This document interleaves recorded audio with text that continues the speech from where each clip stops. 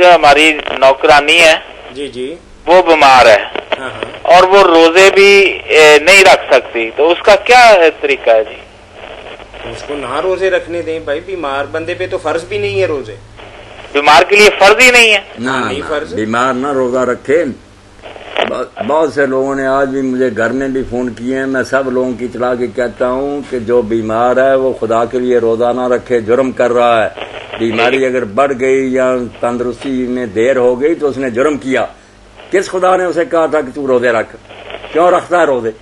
اور اگر کسی نے روزہ رکھا اور ذرا احساس ہونا کہ یہ روزہ تو مجھے نقصان پہنچا رہا, میں پوری ضمانت دیتا ہوں کہ خدا کے لیے اسی وقت روزہ افطار کرو, ورنہ خودکشی کے مرتکب ہو گئے. صحت کو جب نقصان پہنچے ایسے روزے کو اللہ نے کیا کرنا؟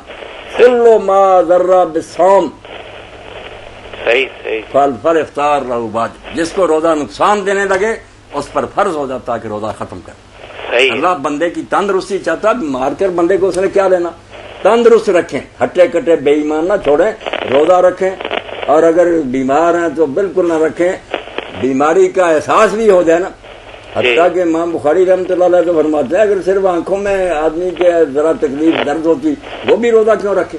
وہ بیماری نہیں ہے, علاج کراؤ پہلے, روزے رکھے جائیں گے پھر. اور وہ بھی اللہ کی طرف سے چھٹی ہے سارا سال. سردیوں کے دنوں میں چھوٹے دن ہوں گے اس وقت رکھ لینا, اللہ رحم کر دے گا. تندرستی مسلمان کی اللہ کو بہت پسند ہے, بیمار مسلمان تو اللہ کو اچھا ہی نہیں لگتا. چلیں بات واضح ہوگی بھائی انشاءاللہ. اس حوالے سے کوئی اور سوال پوچھنا چاہیں گے آپ؟ بس جی مہربانی. سب لوگوں کے لیے آ گیا مسئلہ, کیونکہ کئی ہے نا مرد جاتے ہیں یا وہ مر رہا کہتے ہیں منہ میں پانی نہ ڈالو, بس روزہ شہید ہونے دو. کمال کر دیا آپ لوگوں نے. السلام علیکم.